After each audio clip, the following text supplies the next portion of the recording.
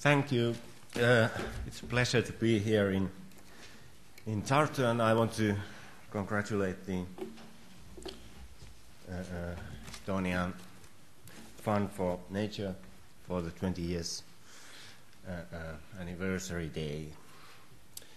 So my topic is an overview of things happening in Finland with our mires.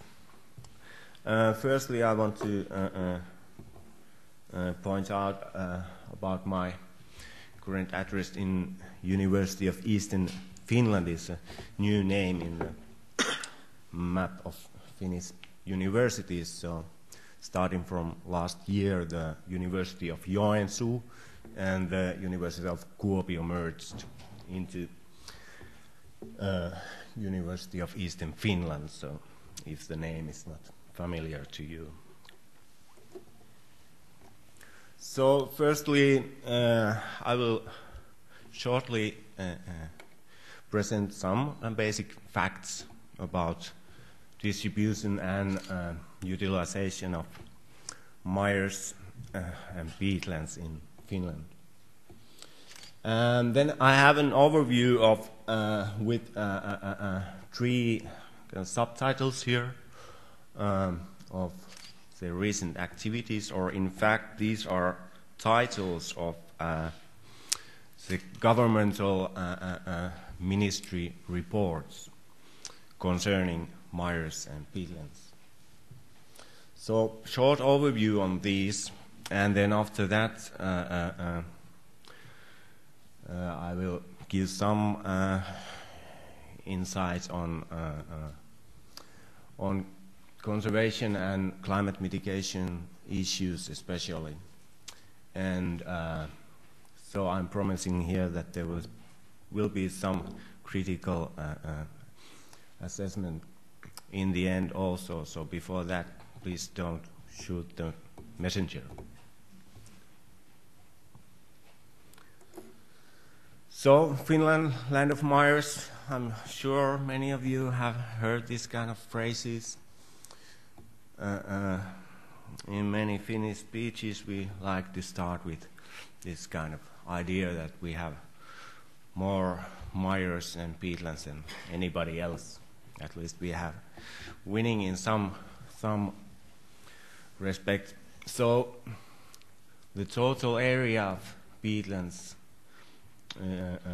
is close to 10 million hectares, or the original area is close to 10 million hectares. So almost 1/3 of the land area in Finland. But now, first of all, it's very important to understand that about half of this area actually is not mires. These are forests.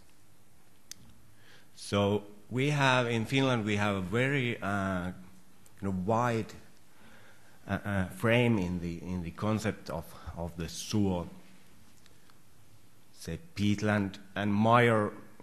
Please don't be confused. I'm using now, since I have to speak English, mire and peatland usually with a specific meaning. But if I was talking in Finnish, I would be talking with the same term, suo, all the time. So we have a definition for peatlands that covers very thin-peated swampy forests, and about half of our peatland area actually are these kind of very thin-peated areas. And actually, I should mention maybe the most important reason for that is the history of the peatland research, and in particular of forestry research.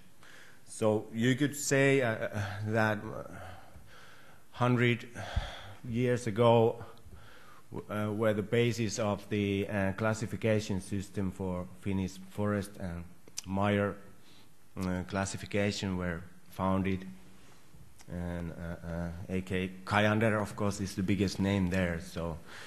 So the line between forest and mire would be drawn there, where you could say that wetness is harming the tree growth. So anywhere where a ditch would promote tree growth, that would be a suo, a mire. So say we have about 5 million hectares of geological peatland. And there the definition would be there's a certain minimum area limit and then a minimum peat layer limit. And the limit would be about 30 centimeters. So on average you have more than 30 centimeters of peat in a comparably wide area, more than 20 hectares. So then you would have a geological peatland. And we have about 5 million hectares. So it's quite a lot, of course, but important to notice that it's only half of the land of Meyers. Then the general picture of the distribution of Meyers, you can see that in the southern central Finland, Meyers are not all that abundant, and this is because water there gathers in lakes, so this is the lake Finland.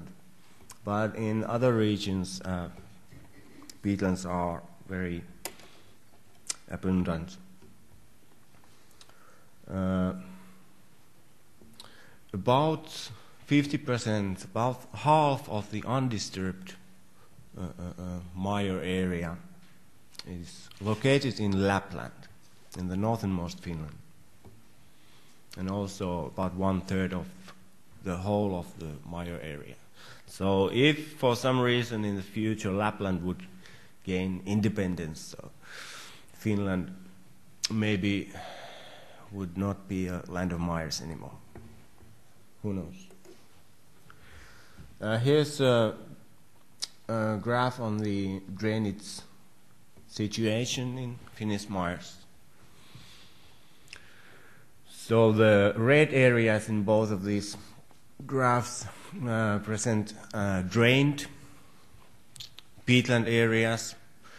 Remember, these include geological peatlands and the thin peated peatland forests. So the wilderness issue, you can very well see a similar pattern as in Olli's EU top wilderness map. So in the northern Lapland we have a lot of natural undrained mire areas, but elsewhere the map is quite red. In northern Karelia, where I'm coming from, the Joensuu campus of our new university is here. So, for example, the drainage situation is pretty bad. 76% of the total peatland area is drained. And then you can see here these blue areas. Maybe these would fit in with the wilderness concept. Are actually some certain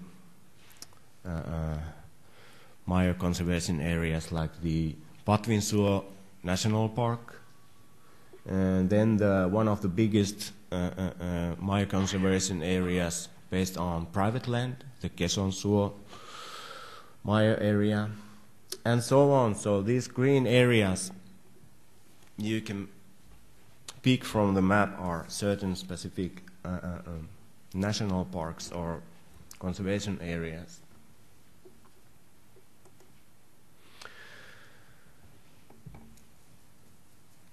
Very important also is to notice that in Finland this wide-scale disturbance of and drainage of mire areas of peatlands has a comparably short history.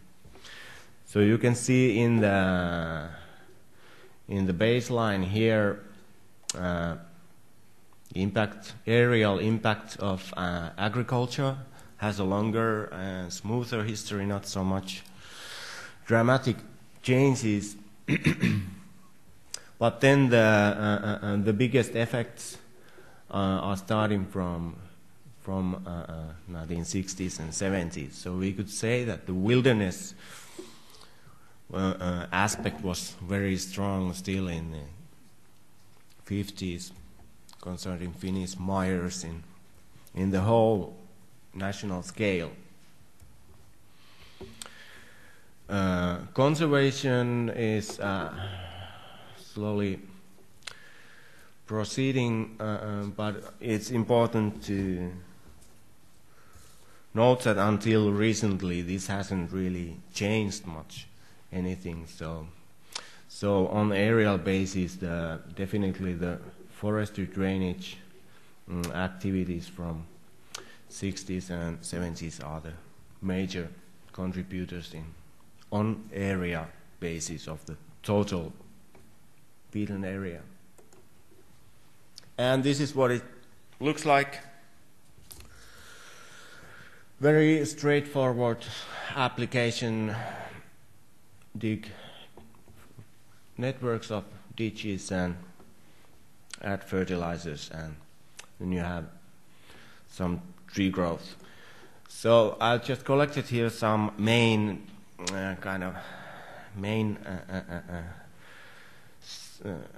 statistics or points on the Finnish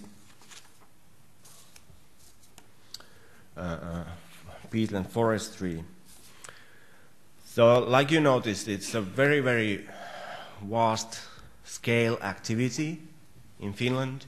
It happened in a very, very different economical and political situation in the 60s, 70s. But we have this big issue at hand anyway today, and it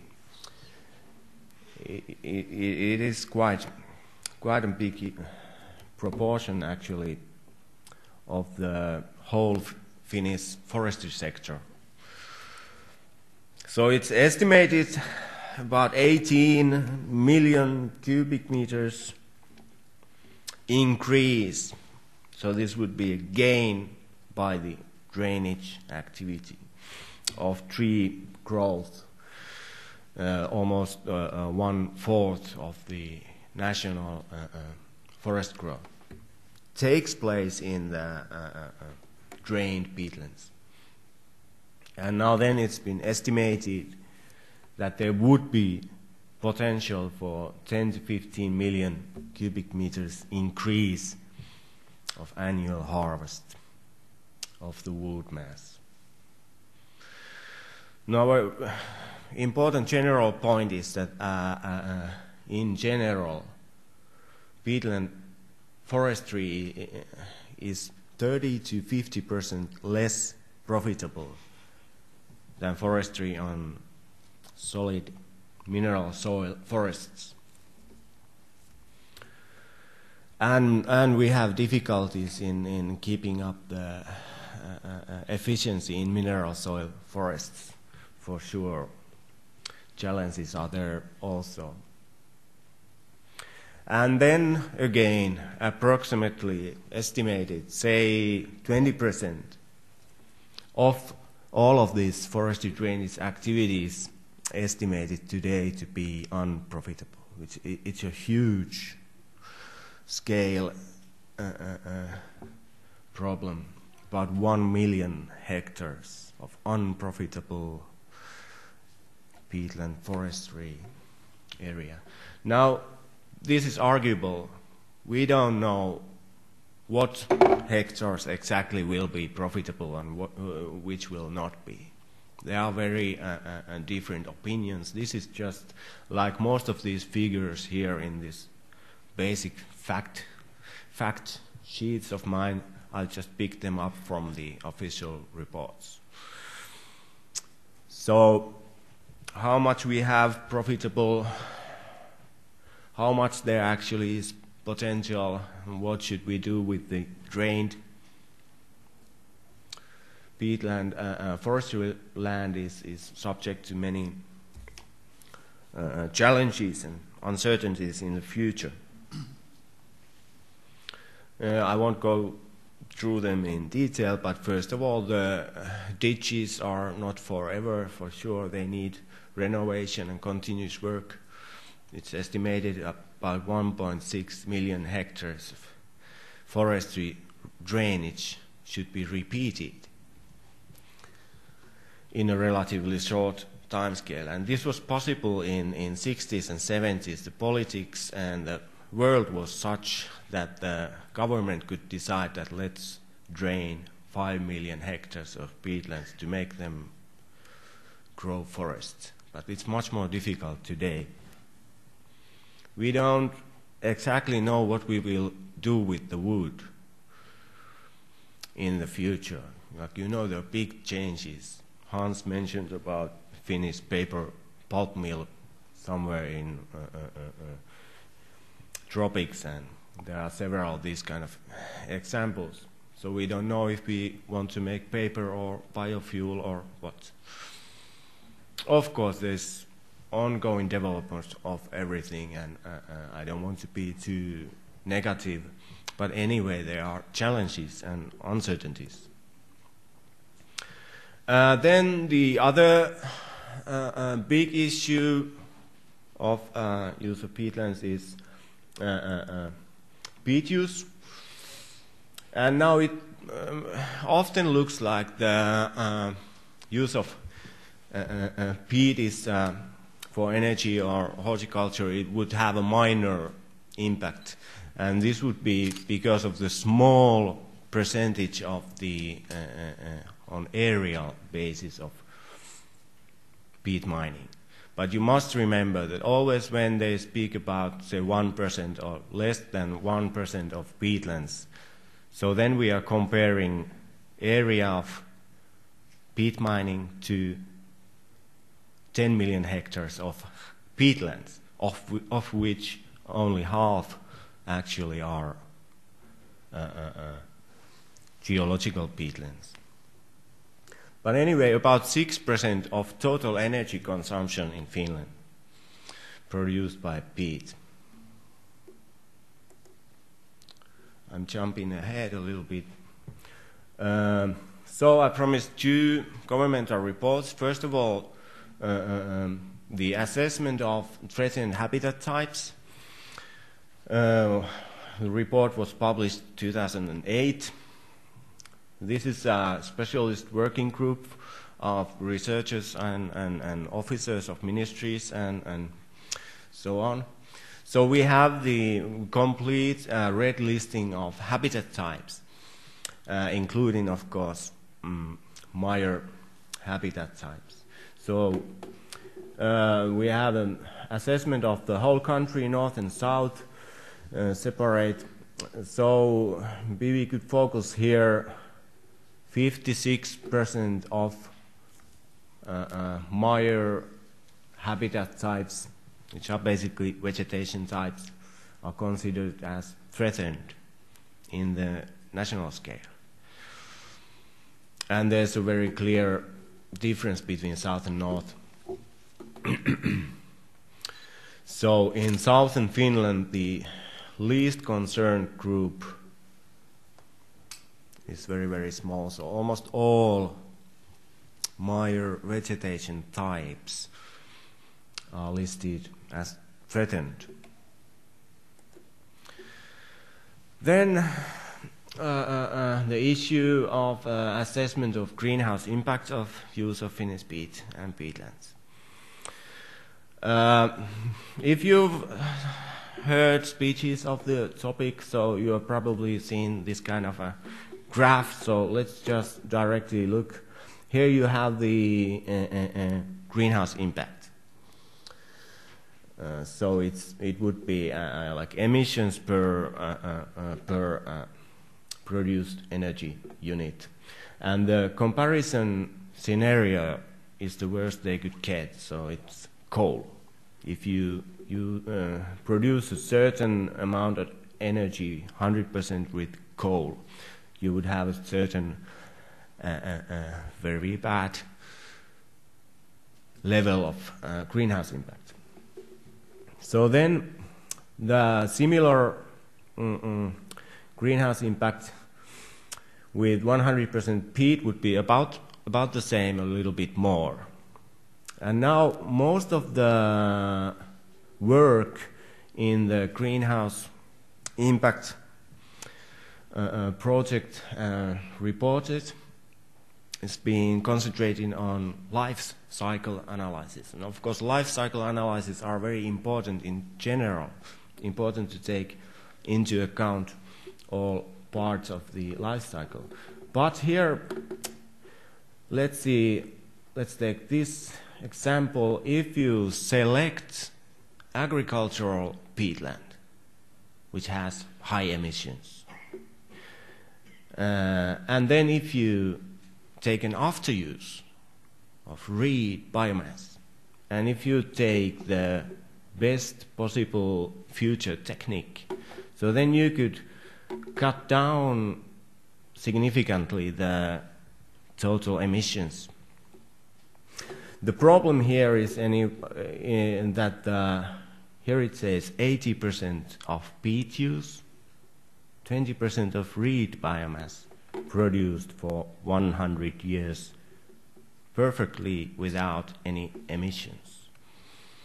So the life cycle assessment and all the work done with it is actually based on a life cycle in which we first take the period of the peat use, and then we take 100 years of promised zero emission activity, and we do it in exactly the same place where the peat had been earlier. So it's a compensation, obviously. It would be the same to take coal and then renewable energy, count them together, and you will get less emissions. But it would be important to make the compensations in the same time. Then the third report is now released this spring, the national strategy for Meyers and Peatlands. Again, a ministry report. This is a working group including industries and NGOs and so on. And I will focus on the first point, classification of naturalness of Meyers in 5 classes.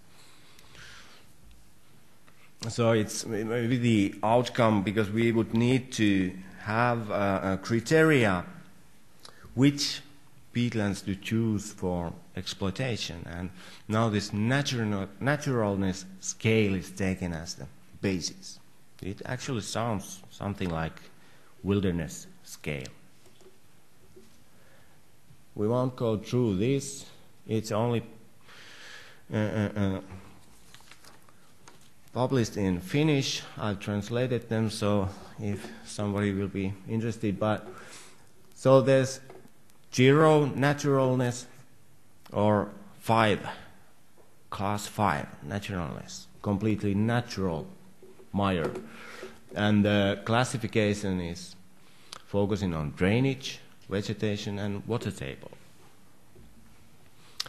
And the idea is to focus so that utilization, and in practice this would mean peat mining, would be focused on 0 naturalness. And then top naturalness would be left untouched, except if the case was the industry was socially significant. And in between there's this kind of diagonal. So it would look like numbers 1, 2, 3 could be used. This would be a number 2 example. So now we are talking about not drained mire areas. This is the idea. But we could see that if we consider the whole mire area, that there's a degree of disturbance, of naturalness. And for example, this is also from the report, an example of number 2. So this was a weak case, doomed for exploitation, because there are some ditches in the margin, some changes in vegetation. Another example. Last summer in central Finland. So, following the strategy, the naturalness would be taken into account, and this is, of course, basically it's a good thing for sure. But one major problem that implementation would be only take place in the future.